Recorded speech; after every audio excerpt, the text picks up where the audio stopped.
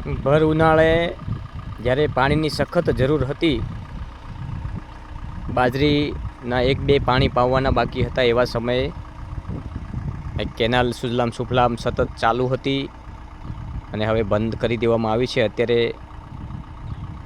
ધોમધખતી ગરમી 45 ડિગ્રી સુધીની જે ગરમી છે, અતિશય તાપ, લોકો સહન કરી નથી શકતા એવા સમયે જ્યારે પાણીની સૌથી વધારે જરૂરિયાત છે, એવા સમયે બનાસકાંઠાની કેનાલોમાં જ્યારે પાણી બંધ કરી દેવામાં આવ્યા છે, ખેડૂતોમાં રોષ છે.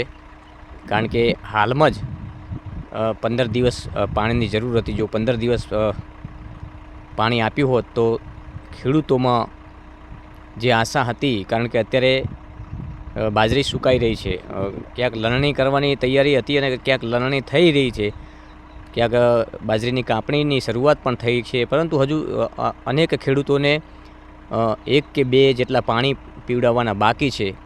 તળિયામાં પાણી નથી, ભૂગર્ભ જળ ખતમ થયા છે. એવા સમયે જ્યારે 15 દિવસ સુધી જો કદાચ સુજલામ સુફલામમાં પાણી ચાલુ રાખ્યું હોત તો કહી શકાય કે ખેડૂતોમાં કંઈક રાહતનો અનુભવ થાત.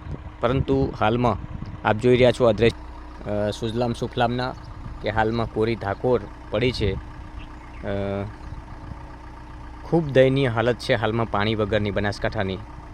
એટલે આવા સમયે 15 દિવસ સુધી સરકાર દ્વારા ચાલુ રાખવામાં આવી હોત તો ખેડૂત રાહતનો દમ લઈ શકતો હોત. પરંતુ હાલમાં ખેડૂત પીસાઈ રહ્યો છે. જે પ્રકારે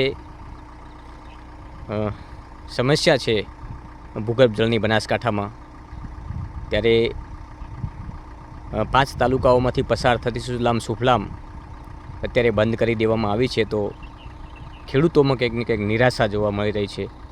જો 10થી 15 દિવસ હજુ વધુ પાણી આપવામાં આવ્યું હોત તો ચોક્કસથી કહી શકાય કે ખેડૂત રાહતનો દમ લઈ શકતો હતો. પરંતુ હજુ જ્યારે ચોમાસાની વાર છે અને એની પહેલાં સુજલામ સુફલામ ખરા સમયે બંધ કરી દેવામાં આવી છે, એટલે ખેડૂતોમાં આખરે રોષ જોવા મળી રહ્યો છે.